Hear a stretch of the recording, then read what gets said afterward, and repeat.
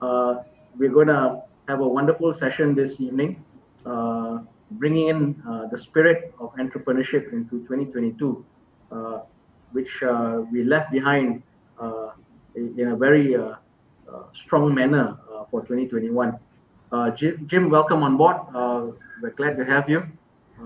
What we'll do is we'll allow you to basically make your presentation. I know you have a short presentation, uh, and your presentation is always going to definitely excite us because it's covering uh, uh, what is the gold mine of today, which is data.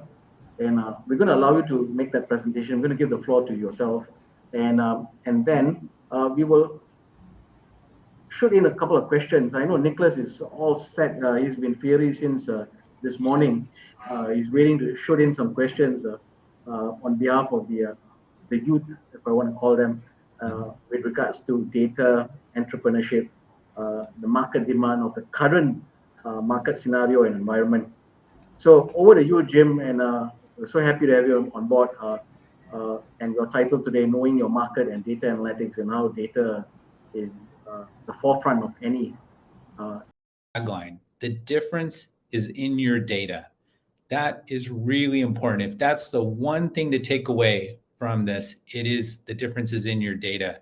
So I'd like to give you some examples of different markets. I'd like to show you how you have data on the one hand and then you have market opportunity on the other. And if you can bring these together, you can really profit yourself as the future entrepreneurs out there, or whether you're working for a company that is not your own. Either way, there's some great opportunities. So why don't we take a quick look, and I'll see if I can go to the next slide here. What gets measured gets done. This is something that I learned when I was in business school a long time ago. And it is true. It's amazing how many things do not get measured and therefore they don't get done. I can tell you that just yesterday, I was tracking down a request from a customer who asked us for a demo, and we didn't respond to his request. So he came to me personally. I saw my name on the internet, and I was immediately on it. And now I'm tracking why we didn't see his response.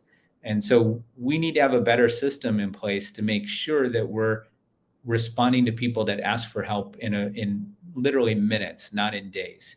So that's a real life example of what gets measured gets done. Try and measure everything. And you probably say, well, what do you? analytics effective in helping expanding business overseas because apparently some factors such as social factors cannot be measured in data. Jim. Oh, let's see. I'm rereading it because I got distracted by a WhatsApp that came in. Sorry. Expanding businesses overseas. Oh, yeah. Absolutely. The nice thing about data is that, see, there's more. Sorry about that.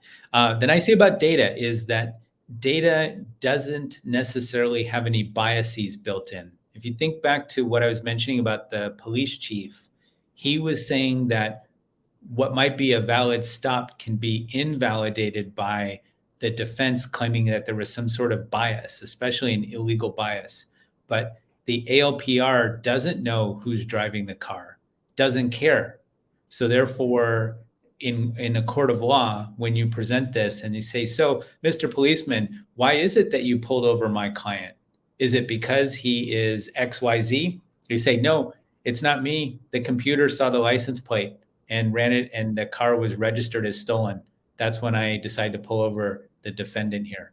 And now all of a sudden, everybody's like, well, then it must be a valid stop. So, in terms of international, it can really help. But keep in mind that if you're collecting data, always be on the lookout for accidental biases of the data. So people may not understand the question. And for those of you that have a marketing background, you know that there are plenty of examples where you have something that's misinterpreted. There was in advertising, Electrolux is famous for their slogan. Electrolux said nothing sucks like an Electrolux. That was for their vacuum cleaner. kind of accidental one.